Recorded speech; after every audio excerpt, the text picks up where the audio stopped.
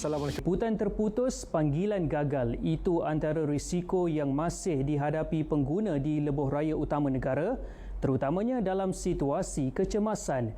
Kira-kira 50 km jajaran dikenal pasti tidak mempunyai liputan telekomunikasi, termasuk di lebuh raya utara selatan PLAS dan lebuh raya pesisiran pantai barat WCE setakat Julai lalu. Keadaan ini bukan sahaja menjejaskan komunikasi, malah memberi implikasi terhadap keselamatan pengguna. Ikuti laporan disediakan Nur Ain Abu Bakar. Atas highway lagi ni. Hello? Hello? Hello? Aduh, tak ada line lagi. Hello? Hello? Situasi ini bukan lagi asing bagi pengguna lebuh raya, khususnya di jajaran tertentu. Dalam keadaan kecemasan seperti kemalangan atau kerosakan kenderaan, kegagalan mendapatkan talian boleh melambatkan bantuan sekaligus meningkatkan risiko kepada pengguna. Terputus. Kadang-kadang kalau saya pasang waste ke, kadang-kadang tengah ada emergency nak contact ke, memang tak adalah line di situ. Kekangan topografi seperti kawasan berbukit dan terowong selain struktur rangkaian sedia ada dikenal pasti antara punca utama gangguan liputan. Bagi menangani isu ini, pelbagai langkah intervensi digerakkan secara bersepadu di peringkat nasional. Usaha diperkukuh menerusi kerjasama antara Kementerian Kerja Raya dan Kementerian Komunikasi bersama Suruhanjaya Komunikasi dan Multimedia Malaysia serta Lembaga Lebuh Raya Malaysia. Pendekatan ini turut disokong melalui pemantauan di lapangan bagi memastikan pelaksanaan berjalan lancar. Di Perak, pelaksanaan diselaras melalui kerjasama kerajaan negeri dan penyedia perkhidmatan telekomunikasi.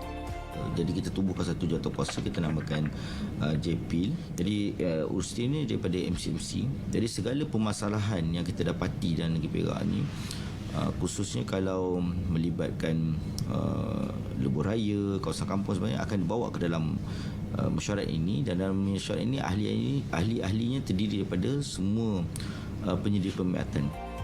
Pelaksanaan melibatkan pembangunan menara telekomunikasi dan penggunaan sistem repeater di kawasan yang mempunyai kekangan geografi. Antara lokasi kritikal, terowong menora yang kini menunjukkan peningkatan liputan hasil intervensi dilaksanakan. Selain itu, kawasan Gua Tempurung di laluan PLAS kini dalam proses pembinaan menara telekomunikasi. Di kawasan tertentu termasuk laluan berbukit dan terowong, penggunaan repeater membantu memastikan liputan kekal stabil sekaligus mengurangkan gangguan komunikasi kepada pengguna. Bagi laluan WCE di Perak, 12 lokasi dikenal pasti untuk diperkukuh liputan telekomunikasi melibatkan Hutan Melintang, Teluk Intan, Beruas, Terong, Taiping Selatan dan Cangkat Cermin. Fasa pertama pembinaan menara oleh pihak konsesi di Lekir dan Teluk Intan dijangka bermula dan siap secara berperingkat menjelang penghujung tahun ini. Selain itu, MCMC turut melaksanakan pembinaan menara telekomunikasi di jajaran berkenaan dengan 7 daripadanya siap, manakala 4 lagi dalam pelaksanaan. Jajaran ini merekodkan purata trafik harian sekitar 100,000 kenderaan, meningkat sehingga 180,000 ketika musim perayaan. Kita menjangkakan pelan ini dapat disiapkan pada penghujung 2028. Ini penting bagi memastikan lebuh raya WCE ini secara amnya disediakan dengan keadaan yang kondusif, selamat dan berdaya maju, sejajar dengan aspirasi pihak kerajaan bagi menyediakan smart highway. Pelaksanaan dilakukan secara berfasa dengan mengambil kira cabaran teknikal serta keperluan operasi di sepanjang jajaran.